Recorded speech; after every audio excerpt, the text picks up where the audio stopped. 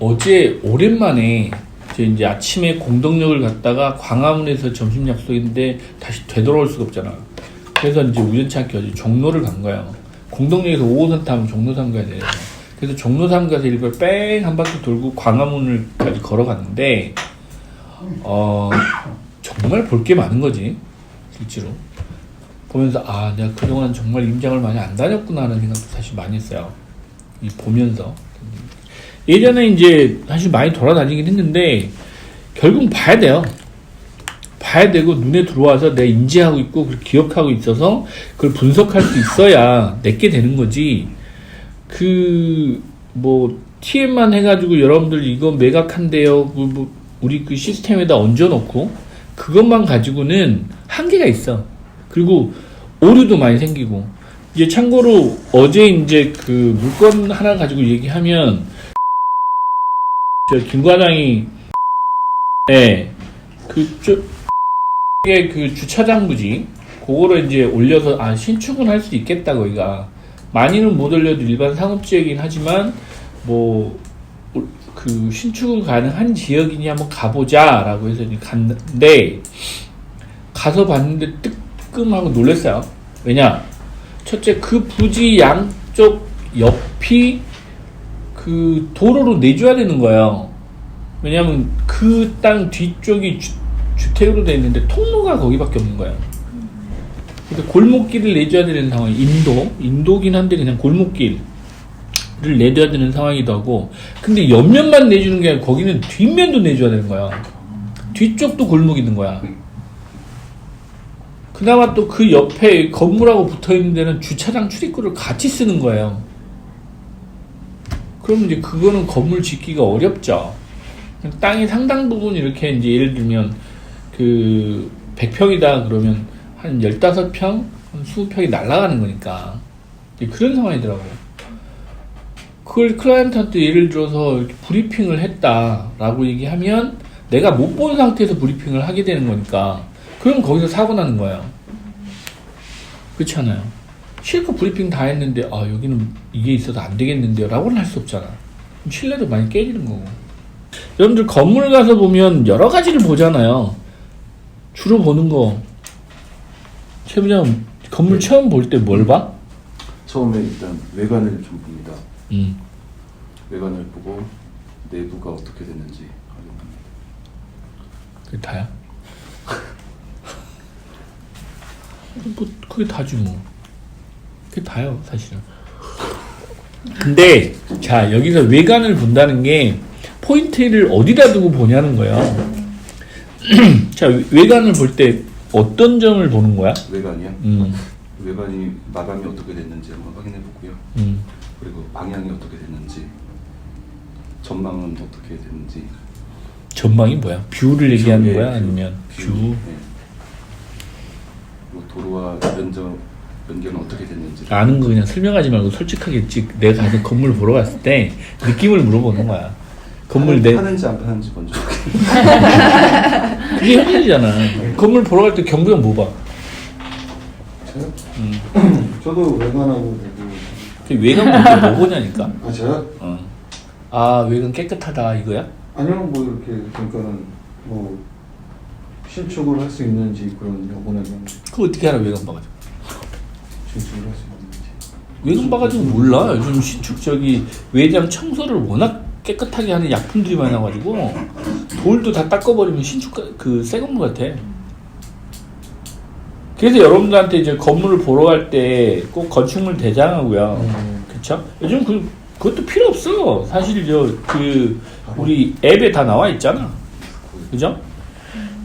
근데 이제 그거를 볼 때, 왜냐면 그걸 왜 확인하고 건물을 보는 거하고 아닌 거하고 차이를 느끼냐면, 여러분들이 건물을 보러 갈 때 이게 몇 년식이다, 그 몇 층이다, 엘리베이터가 있다, 주차가 몇 대다 정도를 인지를 하고 가면, 실제로 그럼 그 주차장이 예를 들어 자주식으로 몇 대 있는지 기계식으로 몇 대 있는지 한번 볼 거 아니에요, 그죠? 건물도. 그 다음에 이제 이게 예를 들어서 90년대 초반이었다. 그럼 저 창문을 보게 되는 거야. 제일 처음에. 왜 외장이야 뭐 돌로 붙이든 판넬로 붙이든 보이는 거니까. 그럼 창문을 보면 저 창문을 교체를 해야 될지 말지.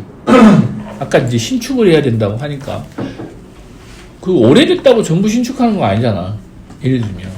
그래서 그런 부분. 그 다음에 이제 그 쉽지 않은 부분인데 건물을 보러 갈 때 제일 먼저 봐야 될 게 화장실이에요. 건물을 볼 때 화장실을 제일 먼저 보고 그다음 지하를 봐야 돼요. 왜냐하면 대다수 사람들은 건물 보러 가라고 그러면 이제 새 건물은 사실 지상층을 뭐 보겠죠. 근데 이 노후 건물 같은 경우는 지하하고 화장실을 봐야 돼요. 거기에 다 있거든, 건물이. 거의 다 집약돼 있어요. 내부 공간이야, 뭐 평면도 보면 빤하니까. 그쵸? 그래서 건물을 보실 때 왜 화장실을 보라고 그러냐면 거기에 들어가는 설비들이 있어요. 설비 전기들이 있는데 그 설비 배관이 어디서 올라오고 어떤 시스템으로 돼 있는 건물에 시스템으로 그거를 운영하고 있는지가 화장실에 다 나와 있어요. 물론 이제 노후 건물들 가면 온수기 다 여기 지금 우리 요 탕비실에 온수기가 있는데 온수기 달아서 온수가 나오는 거 말고 그냥 화장실에 수돗물이 나올 때는 지하에 가면 보일러실이 있어요. 아주 대형 건물은 공조기라는 게 있고 지하에 가면 그 공조기는 뭐 어떤 거냐면 말 그대로 기름 태워서 따뜻한 공기를 내고 뜨거운 물이죠. 뜨거운 물이 발생되는 거는 수돗물로 나오고요. 온수 나오고 이제 이런 시스템이야. 실제로 뭐 그런 시스템인데 여기 보면 뭐 라디에이터도 있고 이런 게 많이 있잖아요. 뭐 그런 걸 활용하는 거야. 아니면 그 천장에서 이렇게 따뜻한 바람도 나오고 하니까 뭐 시원한 바람도 나와. 근데 이제 그런 것들이 지하에 있는지 없는지도 봐야 돼요. 그 다음에 건물 볼 때 정화조. 옛날 건물, 요즘 건물도 뭐 그런 게 있어요. 요즘 건물도 이제 개별 정화조를 묻어놓는 데가 있어요. 아직도 그렇게 묻는 데는 어디냐면 청평, 양평 이런 데 가면 단독주택 부지들은 개인 정화조를 묻어요. 그런 데는 어쩔 수 없이 이제 왜냐면 오수 관로나 이게 묻혀있질 않기 때문에. 근데 서울은 안 묻어요. 서울은 대형 건물들 정화조를 아예 짜서 갖다 놓지 않는 한은 그게 안 묻는 이유가 기존의 오수관로가 따로 다 정비가 됐어요. 근데 강남은 안 됐어요, 또. 되게 웃기는 얘기인데, 강남구는 오수관로가 아직 정리가 안 됐어요. 그래서 기존에 지금 정화조하고 이게 지금 오수관로하고 혼재되어 있는 지역이 강남구예요. 근데 예를 들면 판교만 가도 거기는 정화조가 필요 없어요. 아주 대형 건물이어서 그 내부에 이제 부패조 해가지고 뭐 이런 정화조가 있긴 한데 거기는 바로 그냥 화장실 물이 바로 나가요. 거기는 기존 오수 관로로 공용 관로로. 그래서 그게 왜냐면 신도시들은 그렇게 돼요. 이제 신도시들은 거기 되는데 이 구도심이나 이런 데는 아직도 안 돼요. 그래서 그게 왜 중요한지를 또 얘기해 주는 게 건물을 나중에 리모델링 하거나 신축을 할 때 비용이 달라져요. 기반 시설이 돼 있는 데하고 안 돼 있는 데 그런 차이가 있는 거예요. 기반 시설 분담금이라는 게 있어요. 신축하게 되면. 예를 들어 리모델링 하더라도 마찬가지야. 리모델링 하더라도 예를 들면 정화조가 있는 건물하고 없는 건물하고 아니면 그거를 리모델링 하면서 정화조를 없앨 수도 있는 거예요. 왜냐면 처음에 그 건물 신축할 때는 정화조가 필요했지만 나중에 보니 앞에 오수관로를 다 이제 정리를 해가지고 묻어놨을 경우는 정화조 없애고 그냥 바로 꽂으면 되니까. 그럼 공사비나 이게 다 바뀌는 거예요. 사실은. 그런 비용도 다르고, 그 다음에 이제 전기 쪽은 대부분 또 비슷한 부분이 많아요. 전기는 왜냐면 전력 용량하고 통신 선로인데 전기하고 관련된 거는 전기 용량이 가장 커. 근데 대형 건물들 같은 경우는 좀 IT 업체나 이런 데는 별도의 UPS 시스템에서 전기 용량이 상당히 많이 필요해요. 그래서 그거는 기존에 50kg인가? 그 정도 들어왔던 거라면 한 200kg, 300kg가 들어와야 되는 건물들도 있어요. 근데 그런 것도 비용이 확 늘어나요. 전기도. 그래서 그런 부분도 사실은 그쪽 임차인을 볼 때 여기 임차인 다 꽉 찼네 이게 아니고, 예를 들면 지역으로 가서 보면 벤처업체들 성수동이나 이런 데 있죠. 성수동이 지금 제일 예를 먹는 게 전기예요. 전기. 왜냐면 그쪽에 IT 벤처업체들이 들어가면서 그 아까 지금 얘기한 성수 아파트형 공장 있죠.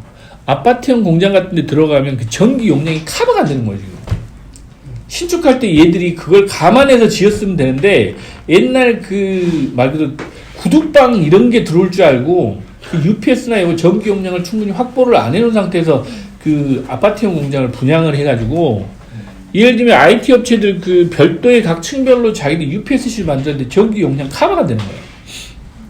그래서 예를 좀 먹어요, 우리가.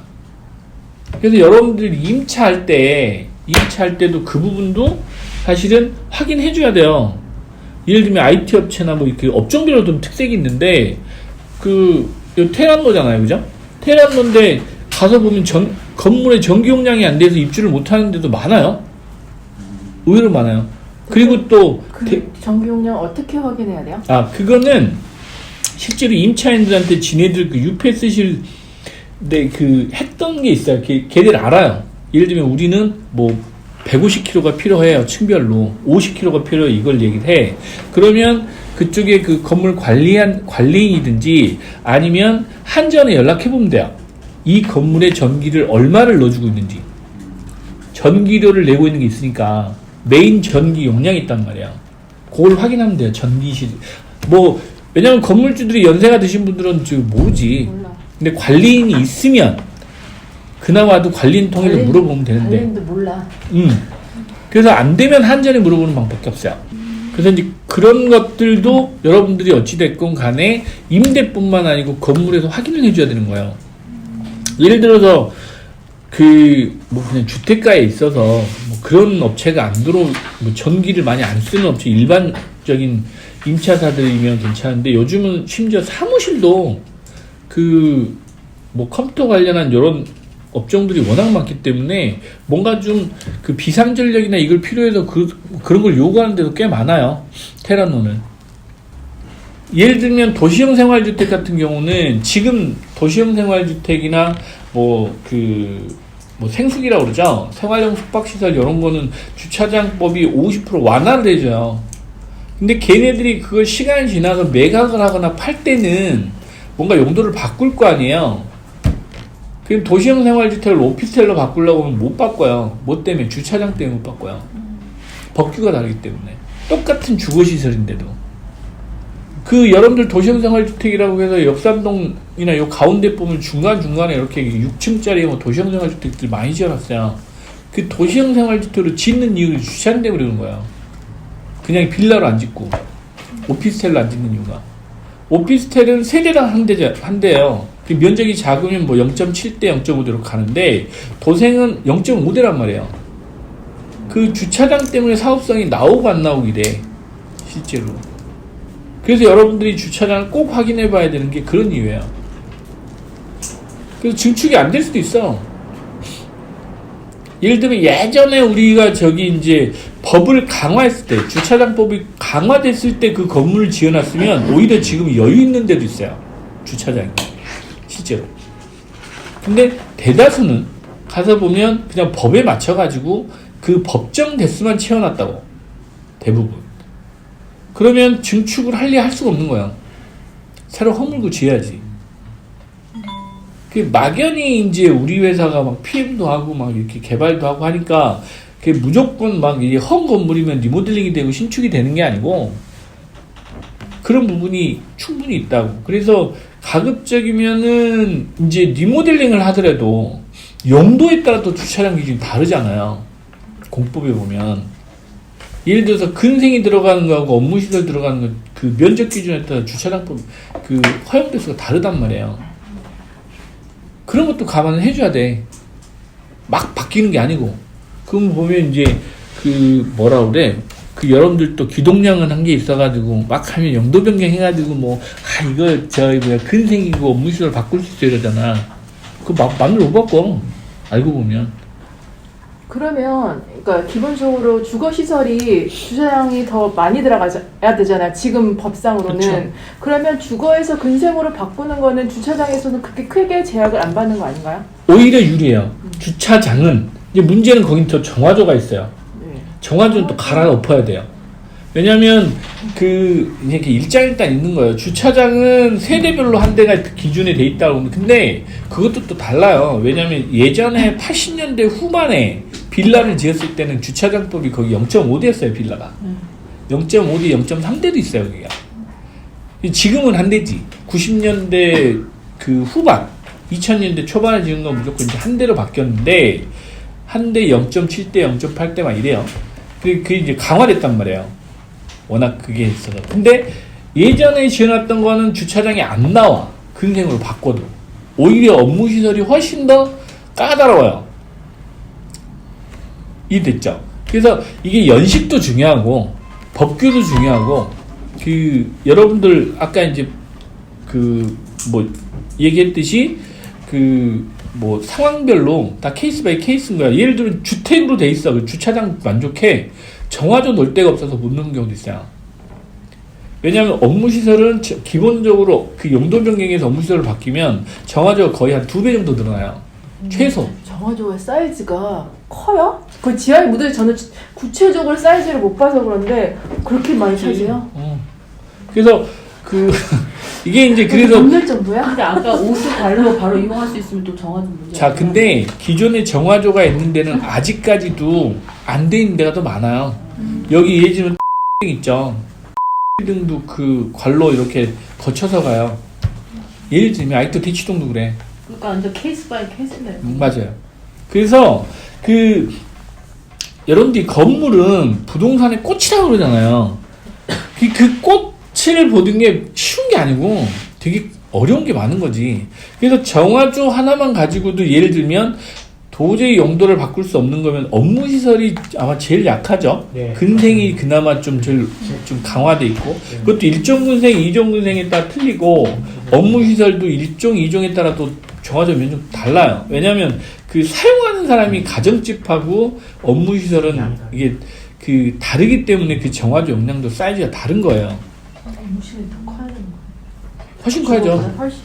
예. 그래서 공인중개사 공부 볼 때 다들 있는데 왜? 정화조까지는 안 나왔어요. 내용은 있어도 출제 빈도가 낮아서 잘 안 아예 나와요. 정화조는 없어. 최근에 본 우리 둘이가 알고 정화조는 없어. 정화는 없지. 최근 시험 본 사람이 맞겠죠. 저 공포 82점 나왔습니다. 좋습니다. 나보다 높아. 근데 실제로 이제 여러분들한테 건물을 볼 때 아까 이제 뭘 보냐고 물어봤는데 사실 외장은 그냥 사진 한 장 찍어도 상관없어요. 그게 다야. 뭐하게 그거 외장은. 왜냐면 그 로드뷰 봐도 외장 다 보잖아. 안 그래? 컴퓨터 밖에 있는 경우도 있더라고요. 밖에 있으면 뭐 사진 바꾸시면 되고. 근데 중요한 건 그 외장이 아니고 실제로 그 허파와 심장을 보러 간다는 느낌으로 가야 돼요. 건물도. 뭔지 알죠? 허파와 심장을 보러 가야 진짜 건물을 분석을 하고 왜 공법 공부를 하라고 얘기를 하냐면 이게 건물에서 항상 문제가 되는 부분이 그 부분에서 문제가 돼요. 좀 디테일하게 봐줘야 된다.